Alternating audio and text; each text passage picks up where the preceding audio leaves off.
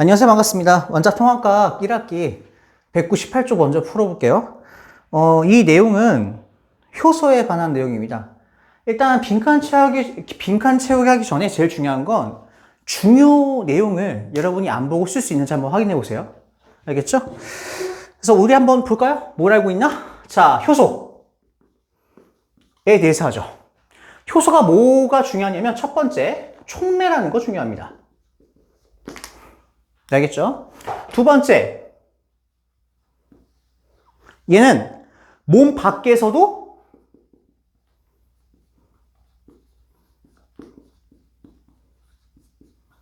작용해요.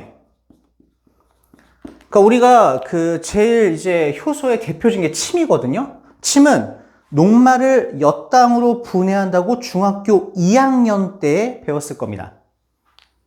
다시 한번. 침이 뭐 한다고요? 녹말을 엿당으로 분해해요. 그런데 이걸 내가 침을 바깥에서 퇴뱉고 거기에 녹말을 뿌리면 그 녹말을 엿당으로 침이 또 분해를 합니다. 그래서 이게 시험을 잘 나오나요? 네. 상당히 잘 나옵니다. 자, 여기랑 좀 비교를 하셔야 되는데 물질 대사 기억하시죠? 물질 대사라는 것은 뜻 중에 생명체 내에서 작용하는 거라고 돼 있어요. 물질 대사라고 주어가 주어지면 생명체 내에서 작용하는 게 답이에요. 그런데 효소는 생명체 밖에서도 작용할 수 있습니다. 알겠죠? 요거 문제 잘 나오니까 키포인트로 하나 기억해 두시고. 자, 세 번째는 뭐가 중요하냐? 얘는요, 단백질로 되어 있어요.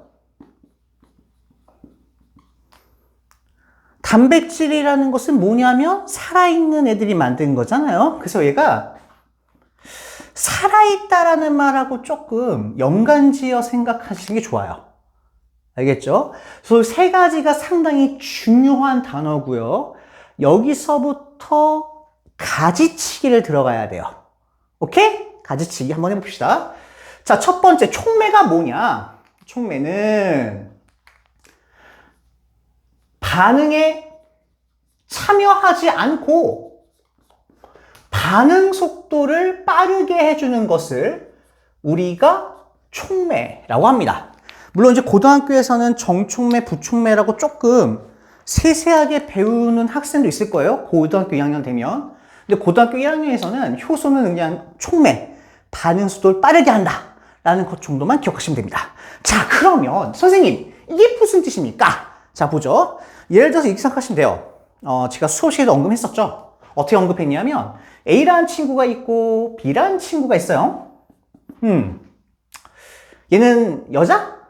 얘는 남자라고 하죠. 우리 학원에 다니고 있는 애가 있다고 합시다. 실제 있었던 일이긴 한데 이 남자애가 이 여자애한테 관심이 있는 거예요.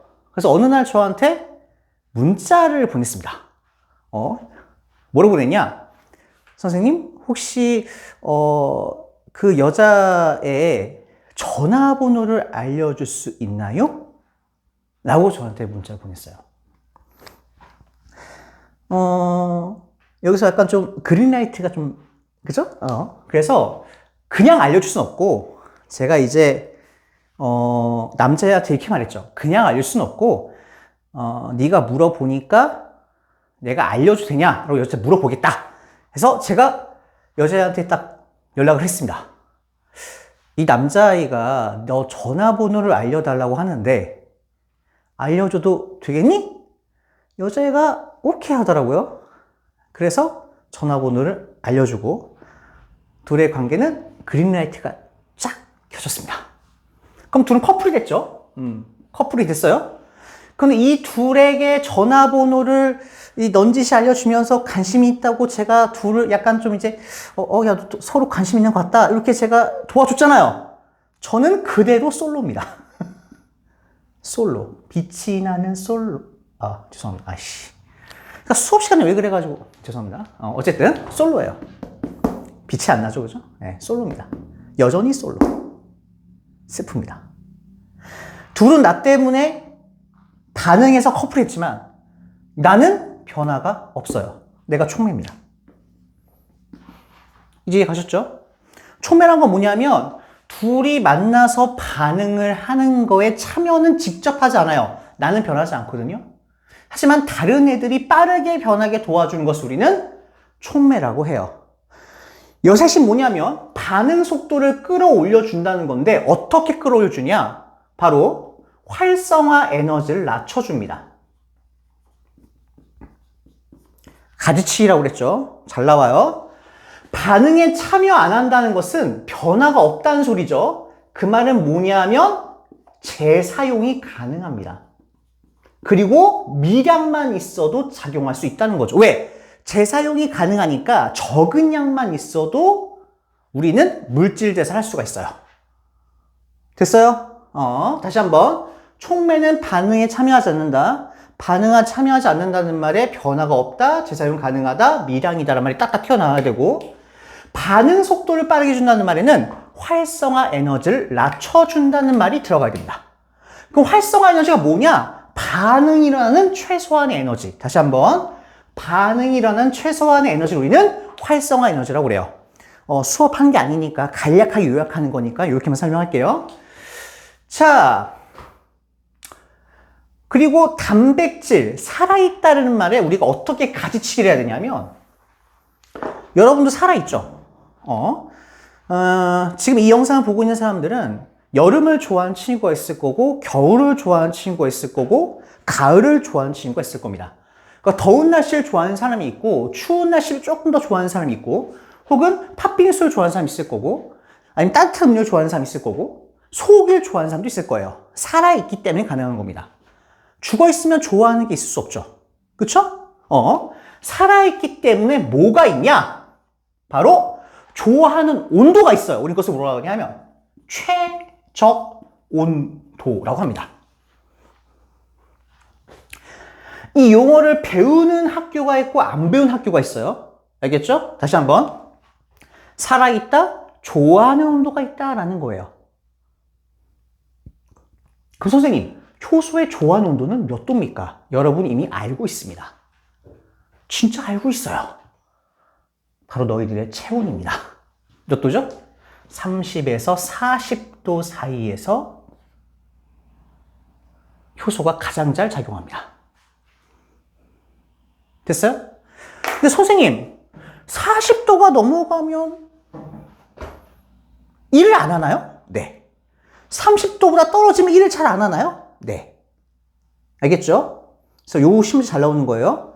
여기에서 효소가 제일 작용 잘하고요. 이거보다 온도가 떨어지면 얘는 살아있기 때문에 그 추운 온도를 싫어해요. 그러니까 얼음물에 담그면 작용을 잘 안 합니다. 그러니까 여러분이 엄마가 냉장고에 음식을 넣는 이유가 요것도 있어요. 그럼 40도가 되면 왜 그러냐? 여러분 삼겹살 한번 익혀봤죠? 삼겹살 익히기 전에 색깔이 하얀색과 빨간색입니다. 그쵸? 근데 삼겹살 우리가 익히면 어떤 색이 되죠? 갈색이 돼요. 갈색. 맛있잖아요. 먹으면. 변해요. 우리 그것을 뭐라고 하냐? 변성이라고 합니다. 뭐라고 한다고요? 변성. 죽은 거죠, 그러니까. 단백질이 변성되어서 더 이상 작용하지 않습니다. 됐어요? 이게 핵심 내용입니다. 효소라는 단어가 나오면 이 핵심 내용이 쫙 떠올라야 돼요. 다시 복습하죠. 효소는요, 촉매예요. 촉매는 나는 변하지 않지만 남의 반응 속도를 도와준다. 나는 변하지 않아요. 재사용 가능하고요. 그쵸? 그리고 미량만 있어도 돼요. 반응 속도가 좋아진다는 소리는 뭐다? 활성화 에너지를 낮춰준다. 활성화 에너지가 뭐라고요? 최소한의 에너지. 됐죠? 자, 두 번째, 생명체 밖에서 작용합니다. 내가 침을 뱉으면 그 침이 한동안 살아서 녹말을 엿담으로 분해합니다. 알겠죠? 유의할 점, 물질 대사는 생명체 내에서 작용하는 거예요. 그러니까 주어가 물질 대사면 생명체 내가 맞고요. 주어가 효소면 생명체 밖에서 작용합니다. 알겠죠? 주어 잘 보세요. 자, 단백질, 살아있다. 살아있다란 말 뭐라고요? 좋아하는 온도가 따로 있다. 몇 도? 30에서 40도. 됐죠? 자, 찰칵. 정리. 외우세요. 됐죠? 자, 그런데 선생님 저는 좀 추구하는 바가 높습니다. 저희 학교가 약간 좀 명문 쪽이에요. 그럼 뭘 배워야 되냐? 하나 더 외워야 됩니다. 조환 온도도 있지만요. 조환은 pH라는 게 있어요. 최적 pH. 요거를 배우는 학교가 있고 안 배우는 학교가 있습니다. 안 배우는 학교는 영상 넘어가시면 됩니다. 아시겠죠? 자, 그럼 최적 pH가 뭐냐? pH란 단어를 예전에 본 것 같아요. 어디서 봤냐면 초등학교 때 봤고 중학교 때 봤습니다. pH는요. 1부터 14까지가 있는데 가운데 숫자 7을 기준으로 하여서 숫자가 작은 이 위쪽을 우리가 뭐라고 배우냐? 바로 산성이라고 배웁니다. 요 위쪽을 산성이라고 하는구나. 됐죠? 그럼 요 중간에 있는 걸 뭐라고 그래요? 중성이라고 하고요. 요 아래쪽에 있는 얘를 우리 뭐라고 하냐? 요거 우리는 염기성이라고 합니다. 됐어요? 그러니까 효소가 좋아하는 게 산성도 있고 중성도 있고 염기성도 있어요. 됐어요? 그래서 대표적인 것만 외우면 돼요. 뭐 어디가 있냐면 입. 입에 있는 침이 소화효소라고 했죠? 이 침은요, 중성이에요. 선생님, 왜 침이 중성일까요? 침이 중성인 이유는 산성일 경우에는 단백질을 태워버려요. 염기성일 경우는 단백질을 녹입니다. 그럼 우리 뽀뽀하다가 다른 사람 침 닿으면 막 단백질 타버리면 안 되고 녹아버리면 안 되잖아요. 그래서 잎은 중성이다라고 생각하시면 됩니다. 됐죠? 자, 위는 뭐냐? 위는 다 알고 있을 거예요. 염산이 있다는 거. 위는 산성을 좋아해요. 위에 나오는 소화효소는. 그리고 소장에 나오는 소화효소. 여기는 염기성을 좋아합니다. 중성, 산성, 염기성. 알겠죠? 요 정도. 중성, 산성, 염기성. 됐죠? 중학교 2학년 거 쫙 보시고 입에서 나오는 소화효소는 중성 좋아하는구나. 위에서 나오는 소화효소는 산성 좋아하는구나. 소장에서 나오는 소화효소는 염기성을 좋아하는구나라고 정리를 해 놓으시면 됩니다. 만약에 선생님 제가 중학교 2학년 때 정리한 게 조금 없어요. 버렸어요. 그런 분들은 저한테 댓글로 남겨주시면 제가 열심히 보도록 하겠습니다. 특히 이 수업을 듣는 학생들은 저한테 카톡, 전화번호로 이제 문자, 카톡 연락해 주시면 제가 남겨드릴게요. 자, 이 정도 됐죠? 근데 우리 학교가 안 배웠다? 볼 필요 없습니다. 하지만 여기까지는 알아두셔야 돼요.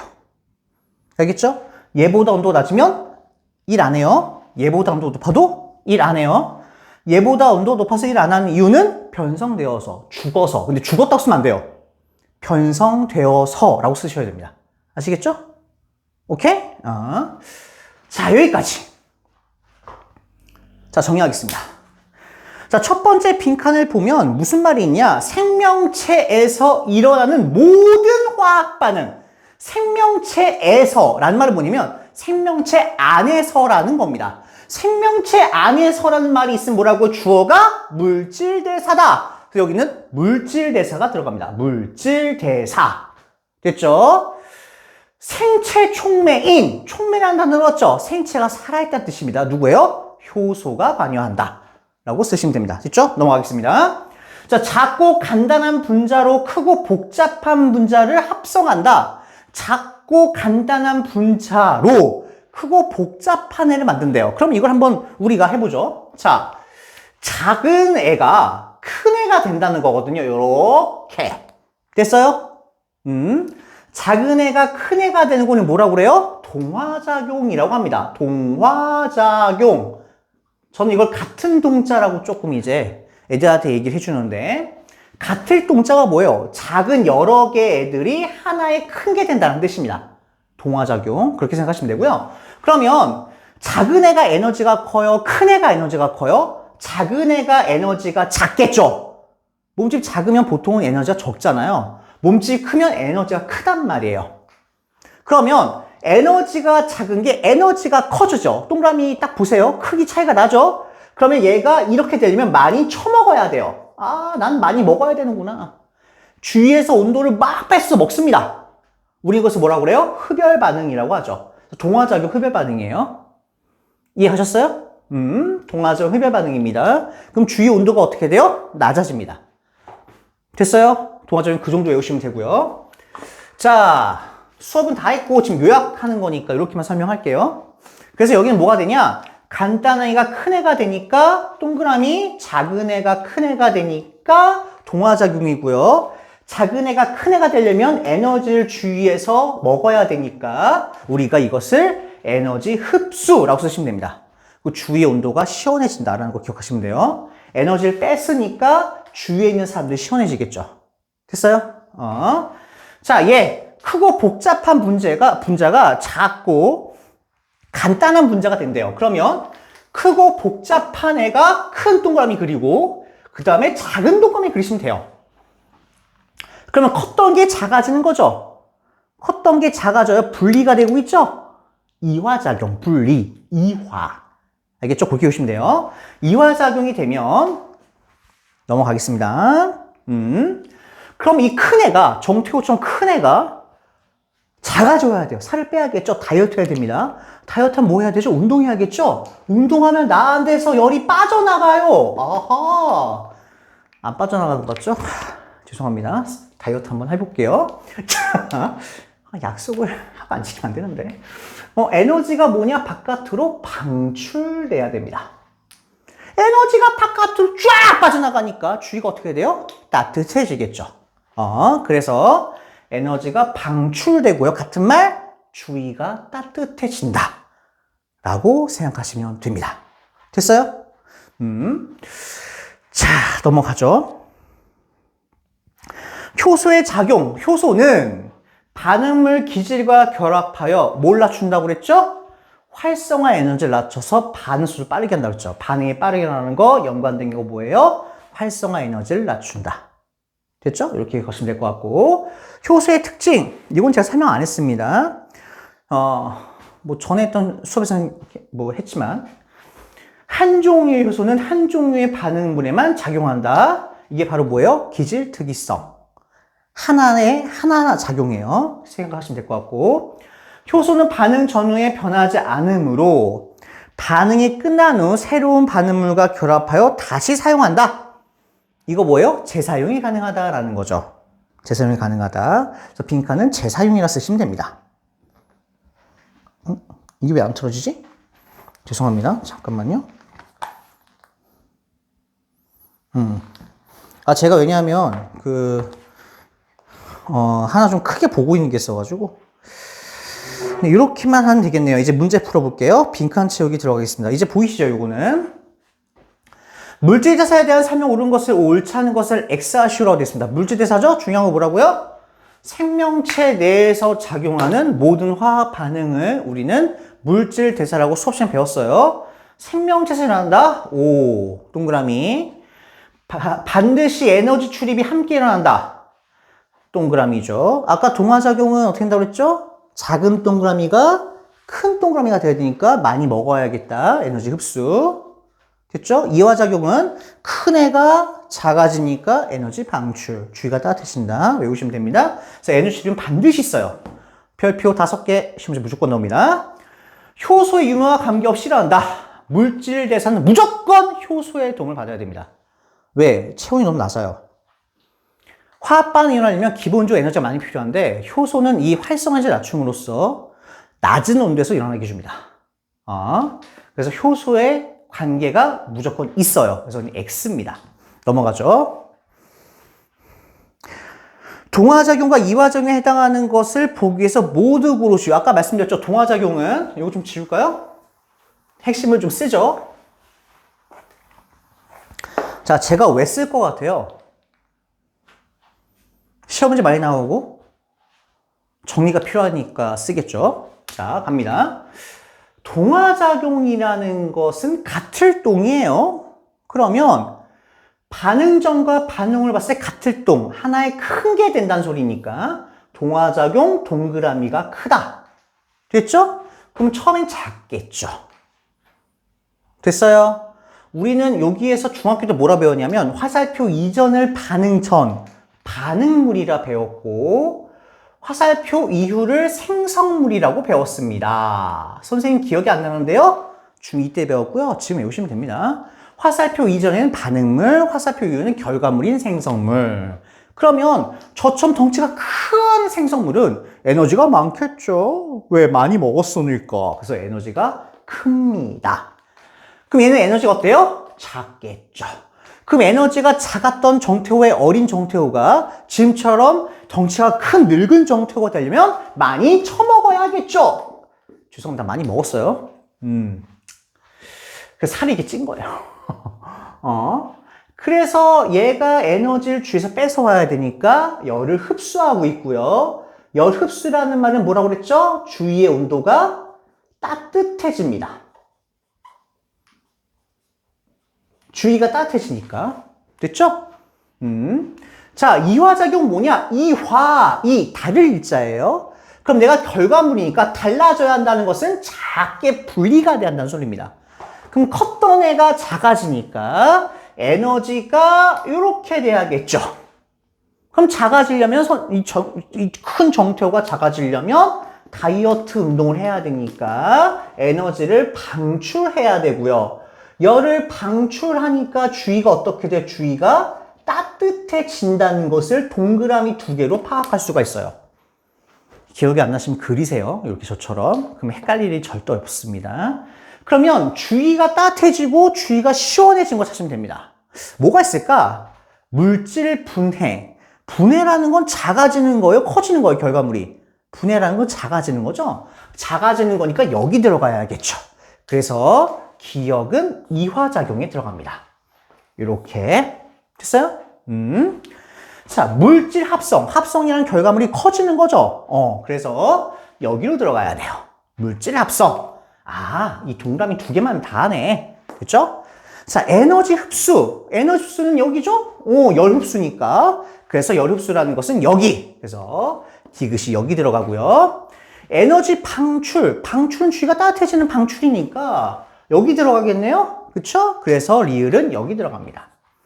됐나요? 자, 세포 호흡. 세포가 호흡해요.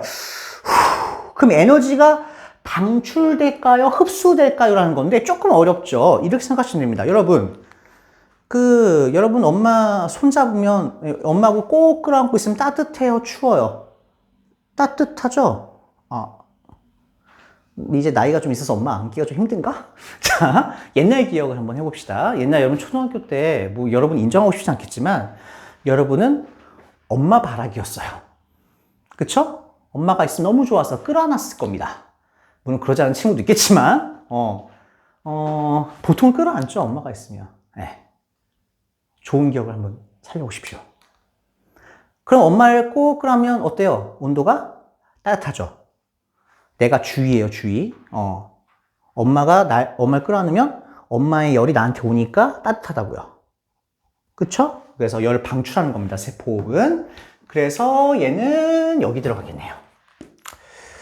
자, 단백질 합성. 합성이란 말은 커진다는 거잖아요. 더해진다는 거니까. 그래서 얘는 어디 들어가요? 비읍에 들어갑니다. 됐어요? 그래서 어떤 사람은 동화작용이 커지는 거니까 합성이 커지는 거로 외우다 보니까 합동, 뭐 이렇게 외우시고, 뭐 여기는 작아지는 거니까 분리, 이렇게 외워서, 분해해서 분리, 이렇게 외워서, 합동, 분리, 이렇게 외우시는 분 계시는데, 정말 외우는 게 힘드시는 분은 그렇게 외우시고요. 저처럼 이렇게 커진다, 작아진다 외우시는 게 편하시면 저처럼 외우시면 됩니다. 저는 제 방법을 더 추천드려요. 좋아요. 넘어가겠습니다. 이 그래프 문제는 시험 문제에 무조건 나온다고 생각하시면 됩니다. 이 문제. 아까 선생님이 말씀드렸죠? 그래프에서 뭘 찾아야 되면 3가지 찾아야 돼요. 정리하죠.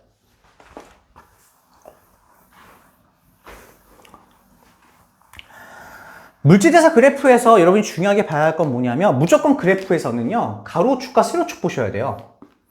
가로축과 세로축이 뭔지 보셔야 되고, 두 번째 뭘 보라고 했냐면 물리나 화학에서는 기울기나 면적을 보라고 말씀드렸습니다. 하지만 생물 그래프에서는 죄송합니다. 예외예요. 생물은 X축과 Y축을 보시면 되고요. 두 번째는 해석하는 건 여러분이 다 각각 외우셔야 됩니다.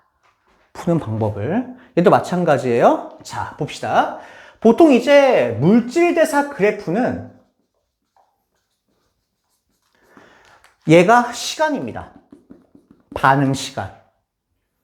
여기가 에너지예요. 그럼 이쪽 갈수록 시간이 길어지는 거고 이쪽 갈수록 에너지가 커지는 겁니다. 그러면 그래프가 두 개가 나눠서 그려질 텐데 얘를 먼저 보시면 아마 그래프가 이렇게 되어 있을 겁니다. 그럼 여러분이 봐야 할 게 뭐냐면요. 꼭지점을 기준으로 이렇게 세 단계를 보셔야 돼요. 찍찍 잘라서. 좀 약간 지울게요. 이렇게. 그럼 여긴 뭐냐? 과거에 있던 물질이잖아요. 과거. 시간이 이쪽 길어지니까 이쪽이 과거겠죠? 반응 전이에요. 그래서 여기를 반응 물질의 에너지라고 보시면 됩니다.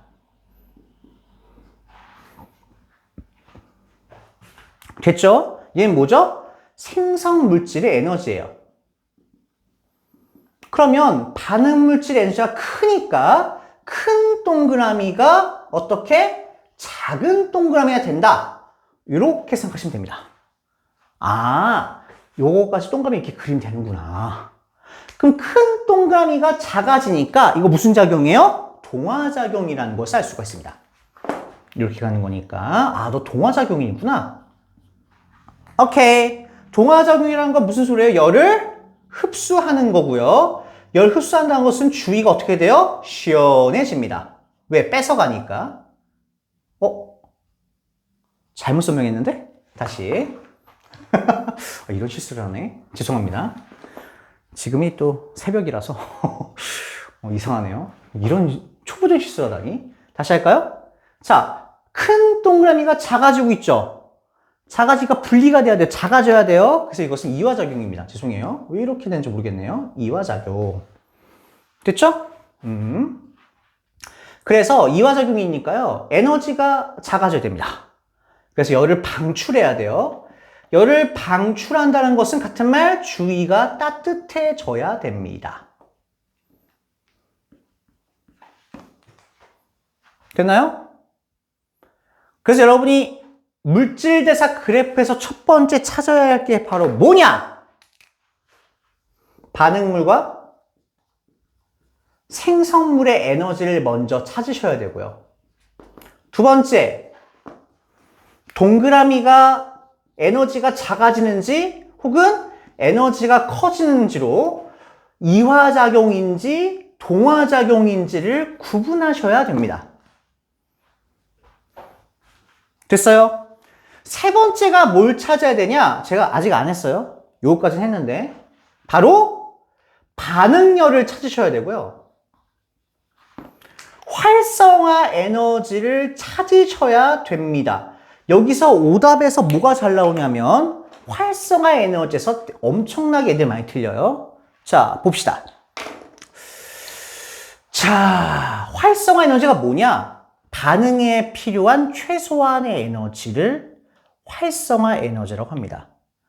자, 예를 들어서 이화작용이라는 건 큰 물질이 작아지는 건데요. 이 대표적인 예가 불 붙는 거예요. 여러분 이제 그 캠프파이어 같은 데 가보면 불을 붙이면 따뜻해지죠? 왜 따뜻해져요? 그 캠프파이어가 열을 바깥으로 방출하기 때문입니다. 오케이? 바깥으로 열을 방출하니까 캠프파이어를 여기서 이렇게 막 나무를 태우면 밝은 불빛이 확 나면서 열을 방출하니까 주위가 따뜻해지는 거란 말이에요. 그러니까 나무는 에너지를 주위로 방출하면서 너희들 따뜻하게 해주고 있는 겁니다. 이해 가셨어요? 그런데 우리 캠프파이어 할 때 이렇게 쓰면 그러니까 나무에다가 불 붙어라 얍 하면 불 붙어요? 아니죠. 불 붙어라 불 안 붙어요. 어떻게 해야 되죠? 여기다가 신문지 넣고 불을 붙여야 돼요. 그냥 나무에다가 불 붙이면 불 잘 안 붙어요.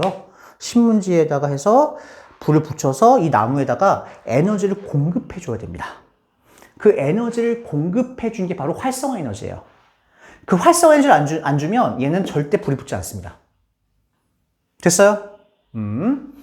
그래서 이 활성화 에너지는 뭐냐? 우리가 그래프 찾을 때 선생님은 이렇게 들어갑니다. 자, 팁 들어갑니다. 뭐 들어간다고요? 팁, 언덕. 그래프에서는 언덕을 찾으시면 됩니다. 됐어요? 자, 볼까요? 항상 출발점은 과거. 언덕. 여기를 올라가야 반응이 일어나요. 언덕. 그래서 여기서 여기까지가 바로 언덕이 되죠. 이게 바로 활성화 에너지입니다. 활성화 에너지 못 찾으라고 그래프에서 언덕.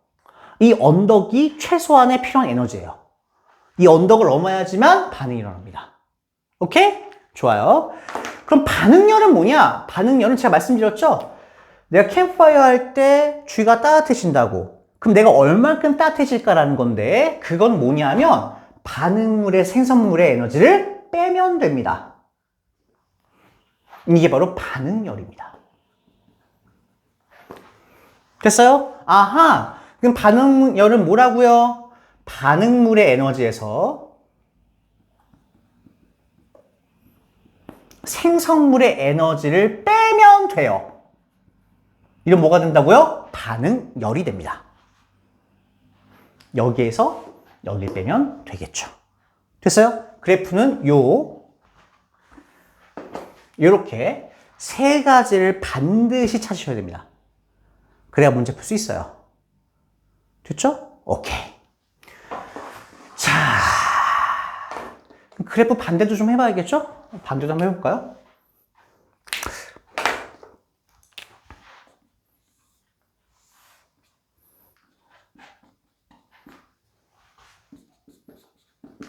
자, 갑니다. 자, 이게 지금 이화작용이잖아요? 한번 동화작용도 연습해보죠. 동화작용이 많이 틀려요. 동화작용이 뭐냐면 작은 에너지가 큰 에너지가 돼야 됩니다. 당연히 얘도 뭐가 필요해요? 활성화 에너지가 필요하겠죠. 쫙 이렇게. 됐어요? 과거 이걸 뭐라 했죠? 우리가 반응물이라고 배웠고요. 미래 생성물이라고 배웠단 말이에요. 그럼 에너지의 크기를 보면 에너지의 크기를 이렇게 나타낼 수가 있죠. 아이고야. 오늘 수업을 많이 해서 그런지 애들이 희마리가 없네요. 죄송합니다. 근데 이해해 주세요. 제가 항상 새벽에 치다 보니까 수업 영상 빼고. 다시 한 말씀드리면 수업 영상을 안 올리는 이유는 전체 공개를 잘 안 하거든요. 수업 영상은. 예. 지금도 몇 개 올릴까 생각하고 있긴 한데.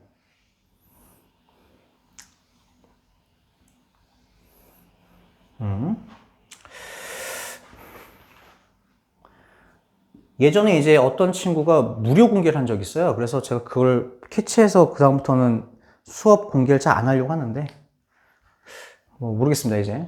수업 영상을 공개를 올려야 되나 말아야 되나 좀 고민돼서 고민하고 있어요. 왜냐면 제가 지금 제정신이 아니기 때문에 새벽에 하다 보니까. 자, 에너지가 작은 게 에너지가 커져야겠죠. 이렇게 돼야 돼요. 그러면 동화작용을 할 수가 있죠. 얘는 동화작용이구나. 됐죠? 그래서 2번 풀었습니다. 2번. 작은 게 큰 게 되니까 넌 동화작용이구나. 됐어요? 1번도 했죠? 반응물 에너지, 생성물 에너지. 누가 더 커요? 생성물 에너지가 더 커요. 그럼 동화작용이네요. 이렇게 찾아야 되고요. 세 번째, 반응열과 활성화를 찾겠습니다. 그럼 제가 활성화에서 못 찾으라고요? 그래프에 언덕. 자, 언덕 올라가 볼까요? 과거에서 미래로 한번 가봅시다. 언덕! 우와! 높죠? 여기서 여기까지가 바로 활성화 에너지가 됩니다. 됐어요? 얘는 활성화는 좀 작죠? 이화적용은 좀 에너지가 많이 필요 없어요. 동화적인 에너지가 많이 필요합니다. 됐습니까? 그래서 활성화 에너지 찾았고요. 반응열은 어떻게 하라고 그랬죠? 반응물에서 생성물 빼면 돼요. 선생님, 반응물에서요, 생성물 뺐더니 마이너스가 되는데요? 괜찮아요. 절대값 하시면 됩니다. 아시겠죠? 플러스가 나오든 마이너스가 나오든 절대값 하시면 돼요. 플러스하고 마이너스의 개념은 지금 모르셔도 됩니다. 됐나요? 여기까지. 그래프에서 뭘 보라고요? 세 가지를 봐라. 됐죠? 기본을 봐야 할 건 X축과 Y축 보시고요. 과거가 반응물, 미래가 생성물이다. 됐죠? 그리고 이 짝대기 그어진 것만큼 동그라미를 그려라. 동그라미가 작아지네. 이화작용. 작아지니까 이화작용. 분리가 되고 있죠. 이화작용. 에너지를 방출하는 얼만큼? 반응물에서 생성물을 뺀 만큼 열을 반출합니다. 이게 반응열. 반응물 빼기 생성물 에너지가 반응열.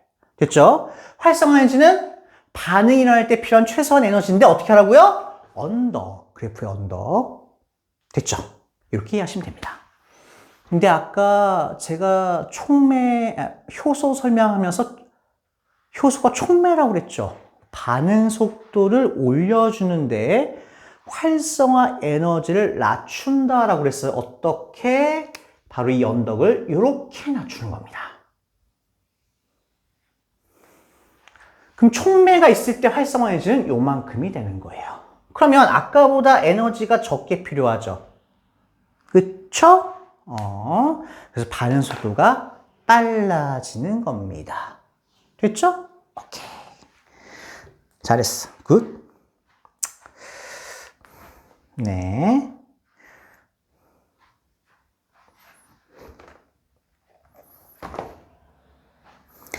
자, 봅시다. 자, 그래프가 딱 보이죠? 가로축과 세로축 봐야 될 것 같고요. 기억, 니은과 A, B가 뭔지, C가 뭔지를 찾아야 될 것 같습니다. 한번 찾아볼까요? 첫 번째. 먼저 반응물의 에너지와 생성물의 에너지를 그려봅시다. 초록색 그릴 거예요. 반응물의 에너지와, 이거 초록색이라고 그랬는데 갑자기 빨간색이 나오네요. 반응물의 에너지와 생성물의 에너지를 봤더니 작아지고 있네요. 열을 방출하고 있죠? 무슨 작용? 이화작용. 됐어요? 열을 방출하고 있습니다. 자, 그리고 언덕. 내가 여기 사람으로 해서 언덕 갔더니, 우와, 이만큼이 활성화 에너지네요. 그쵸? 활성화 에너지. 근데 파란색도 있어요. 파란색에 봤더니, 파란색은 요만큼이 활성화 에너지. 이해 가셨어요? 그 얘들 에너지를 방출한다고 그랬죠? 얼만큼 우리가 따뜻해질까? 주위가 따뜻해진 걸 봤더니 반응물에서 생성물을 뺀 거를 보니까 요만큼이 반응열이고 이만큼이 이제 열을 방출하게 되는 거죠. 됐어요? 다 그렸어요. 그럼 문제 보죠. 그림은 효소가 있을 때와 없을 때 어떤 화학 반응의 예를 나타내는 거래요. 효소가 있으면 활성화에너지 낮춘다고 그랬죠? 활성화에너지 작아진 거 보니까 주황색이 작아지는 거예요. 그래서 바로 니은이 효소가 어떻게 있을 때? 효소가 있을 때가 되는 겁니다. 됐죠? 그럼 기억은요? 기억은 효소가 없을 때예요. 이렇게 됐나요? 네, 이렇게 보시면 될 것 같습니다. 자, 그럼 문제를 한번 볼까요? 기억과 니은 중 효소가 있을 때 반응 경로. 효소가 있을 때는 활성화 에너지가 작아지니까 니은이 되겠죠? 그래서 기억은 X입니다.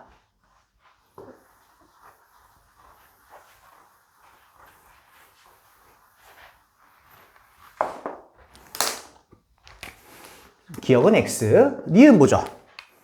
니은을 보면 A, B, C 중 효소가 있을 때 활성화 에너지. 효소가 있을 때 에너지는 낮은 언덕, 요만큼이니까 B가 되겠죠? 그래서 니은의 답은 B이기 때문에 얘는 동그라미입니다. 디귿 보죠. C는 효소의 유무에 관계없이 일정하다. C는 효소가 없을 때는 이만큼 반응열이고요. 효소가 있을 때도 이만큼이 반응열입니다. 변화가 없죠. 그래서 디귿도 맞는 말입니다. 됐습니까? 잘 보이나 볼까요? 확대하시면 보이겠는데? 네. 알겠습니다. 요거 할 땐 좀 확대해서 보세요, 여기를. 자, 넘어가죠. 4번 보겠습니다. 아까 3번 요 문제 별표고요. 별표. 꼭 나오고. 요 문제도 별표입니다. 얘는 전통적으로 잘 나오는 문제예요. 자, 보죠. 이 문제 풀 때 여러분이 꼭 봐야 할 게 뭐가 있냐면요. 이렇게 이제 있으면 여러분이 가장 놓치는 게 바로 화살표의 모양이에요. 화살표가 지금 오른쪽 가고 있어요? 왼쪽 가고 있어요? 네, 오른쪽 가고 있죠. 그거 잘 보셔야 되고, 문제에서 뭐가 주어졌냐면 바로 이런 게 주어졌습니다. A에서 D는 각각 반응물, 생성물, 효소 중 하나다라고 돼 있어요. 그쵸? 그러니까 우리가 종류를 찾아야 됩니다. 한번 찾아볼까요? 에헴.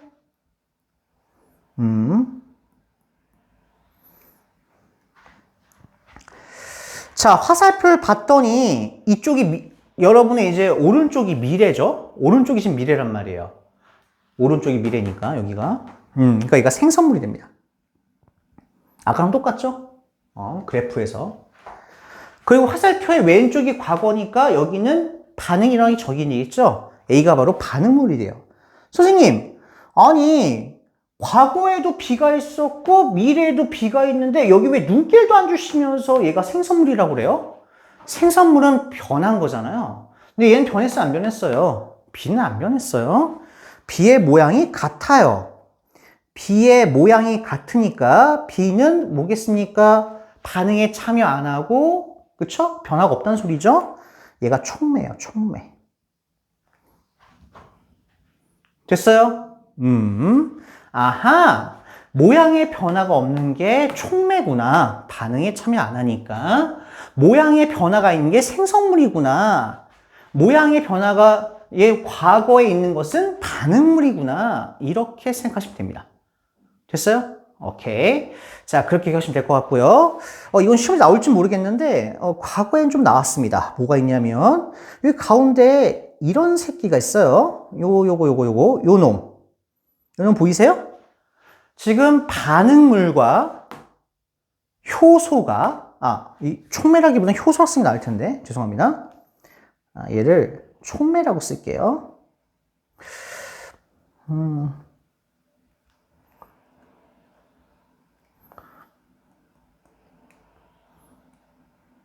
죄송합니다. 잠깐만요. 자, 얘가 바로 효소라고 쓸게요. 효소, 촉매니까, 반응하지 않으니까. 그럼 얘를 뭐라고 하냐? 얘를 반응물 효소가 복합되어 있다라고 하는데, 반응물이라고 하면 좀 길잖아요. 그래서 이 반응물을 옛날엔 뭐라 배웠냐면, 기질이라고 배웠어요, 기질. 그래서 얘를 뭐라고 하냐? 효소 기질 복합체라고 부르기도 합니다.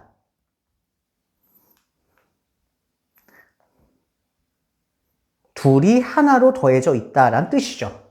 됐죠? 이런 명칭을 배운 학교가 있을지 모르겠는데 예전엔 배웠거든요. 교과과정이 바뀐 지 얼마 안 됐으니까 알아만 두세요. 알겠죠? 바뀐 교과과정에서는 얘 이름 별로 중요하게 생각하지 않고 얘가 몇 개가 있는지가 중요한데 바뀐 교육과정에는 여러분 선생님들은 이거를 예전에 가르쳤기 때문에 작년까지만 하더라도 낼 수가 있습니다. 그래서 이건 조금 기억해 주시면 좋을 것 같아요. 넘어가죠. 그래서 A, B, C, D가 뭔지 설명해 드렸습니다. 자, 5번. 다음 현상과 관련이 있는 효소의 특성을 쓰시오라고 되어 있죠. 자, 그러면 카탈레이스라는 단어가 나왔잖아요. 별표 5개 빠방 박으세요. 시험 문제는 아주 잘 나올 겁니다. 자, 보죠.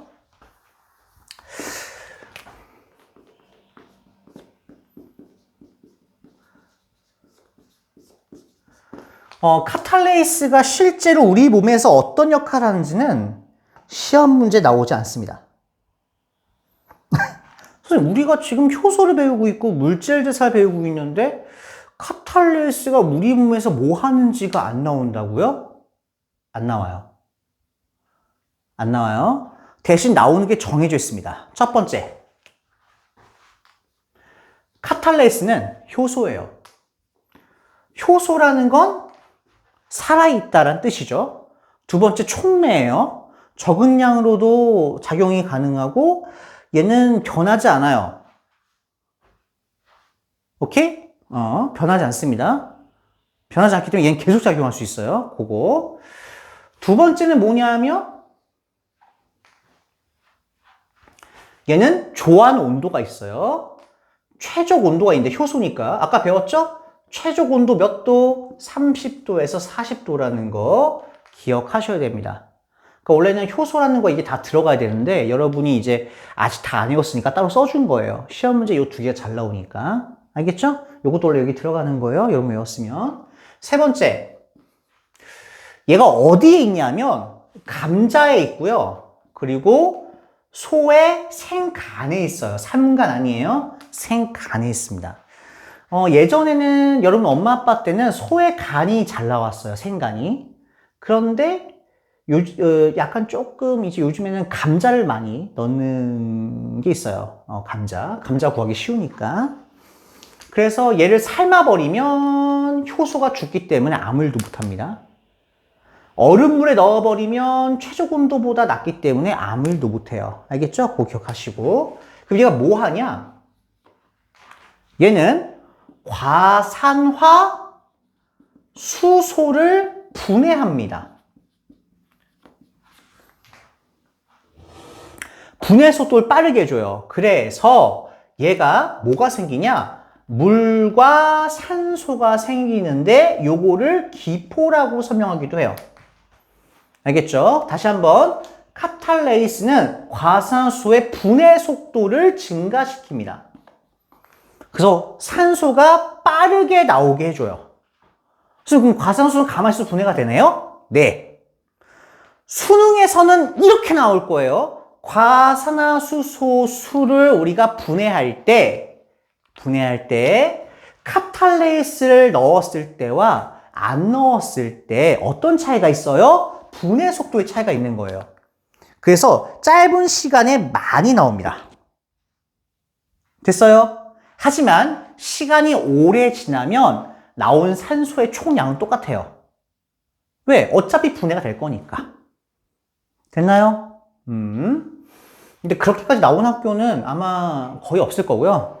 그게 나온 학교는 진짜 문제를 어렵게 낸 학교예요. 하지만 수능에는 그게 나올 겁니다. 자, 그 정도? 오케이? 이 정도만 좀 하고 넘어가면 될 것 같고요. 카탈레이스 그 다음에 또 할 게 있나? 없는 것 같아요. 근데 요거 할 때 좀 기억해야 될 게 있어요. 네. 좀 기억할 게 많아요. 여러분, 이제 고등학교 1학년께 수능 문제가 되면서 기억할 게 상당히 많아졌습니다. 그러니까 여러분 지금 배우는 수업 어떤 수업이냐면 내신 대비와 수능을 동시에 하는 거라 생각하시면 돼요. 근데 수능에 이제 그 엄청 어려운 문제까지는 못 풀고 중급 문제까지 풀면서 정리를 해드리고 있는 거예요.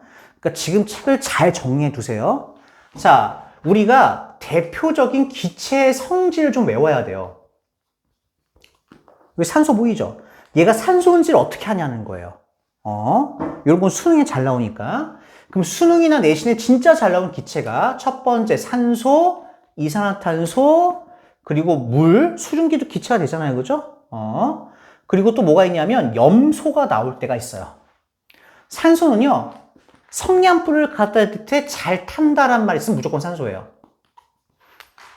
이산화탄소는요, 성냥불 갖다 댔을 때 꺼진다. 불이 꺼진다란 말이 있으면 대부분은 이제 이산화탄소고요. 석회수가 뿌옇게 흐려진다.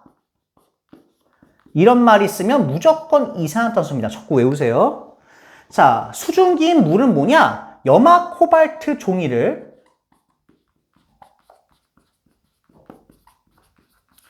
푸른색에서 붉은색으로 바꿔줍니다. 그러면 물이란 소리고요. 염소는 뭐냐? 탈색이 일어나요. 꽃잎 색소가 하얗게 탈색됩니다. 그럼 염소예요. 됐어요? 죄송합니다. 약간 뭐지? 네. 이상하게 간지럽네요. 이해 가셨어요? 이거 다 언제 배웠냐면 초등학교 때 배운 거예요. 아, 배운 거예요. 진짜 배운 거예요. 초등학교 다 배운 거고요. 기억이 안 날 겁니다. 그런데 여러분 시험 문제에서 나와요. 그럼 여기서도 산소를 확인하려면 뭐 하면 돼요? 성냥불 갖다 대서 잘 타는지 안 타는지 보면 됩니다. 됐나요? 하나 안 썼네요. 하나 더 쓸까요? 수소.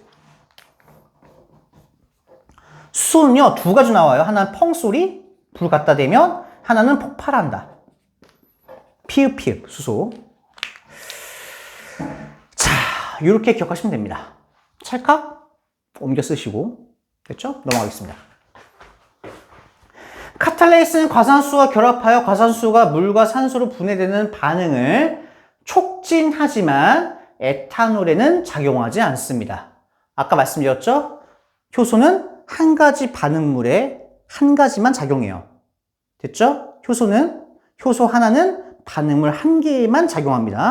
그러니까 과산화수소에게는 반응을 하는데 에탄올에는 반응을 하지 않아요. 그러니까 반응에 참여하긴 하지만 반응하진 않죠. 어쨌든. 예.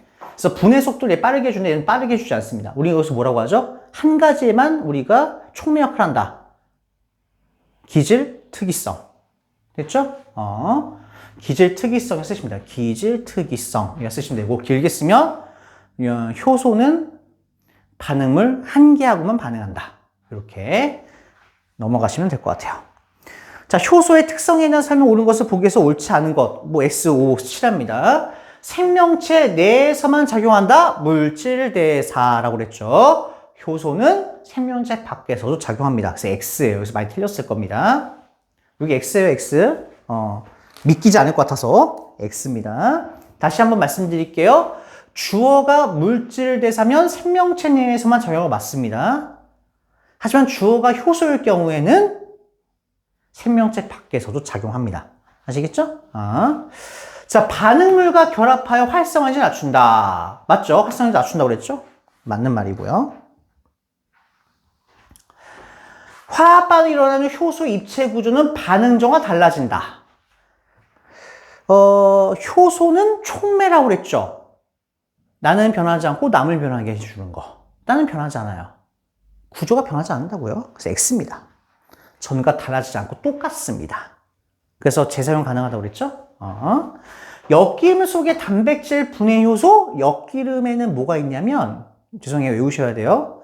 엿기름은 녹말을 엿당으로 분해하는 애가 들어가 있습니다. 아밀레이스가 들어가 있어요. 여러분, 침.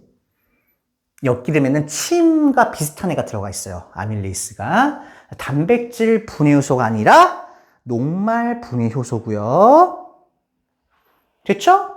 이게 뭐라고요? 아밀레이스가 들어가 있습니다. 그래서 X예요. 자, 영상에 원래는 여기 6문제만 쭉쭉 풀어주면 되는데 제가 여러분한테 정리를 한 번 더 해드렸습니다. 예상 시간보다 오래 걸렸어요. 죄송합니다. 그 약간 좀 공부 잘하는 학생은 선생님 똑같은 설명 또 하니까 지겨워 이런 분도 계실 텐데 이렇게 생각하시면 돼요. 이걸 왜 자세히 설명했는지 한번 생각을 해보세요. 오케이? 외우는 부분 다시 한번 점검하라고 제가 자세히 설명을 드렸고요. 공부 잘하는 학생은 제가 말하기 1초 전이나 2초 전에 선생님 무슨 말 할 것 같아 라고 생각을 하고 입으로 나랑 동시에 말하면 나보다 조금 더 빨리 말하면 잘 외우고 있는 거예요. 그런데 내가 말한 다음에 그거였지 하고 생각났다면 그거는 여러분이 아직 공부가 덜 된 겁니다. 오케이? 내가 말하기 전에 나왔어야 돼요. 공부를 조금 못하는 학생들은 열심히 해서 선생님이 말하기 전 1초, 2초에 말하는 그 단계까지 올라가셔야 됩니다. 그렇게 되지 않으면 공부를 한 게 아니에요. 알겠죠? 자, 이어서 한번 할게요. 일단 방송을 살짝 종료하겠습니다. 왜냐하면 요약을 다 하다 보니까 시간은 오래 걸렸어요. 오케이.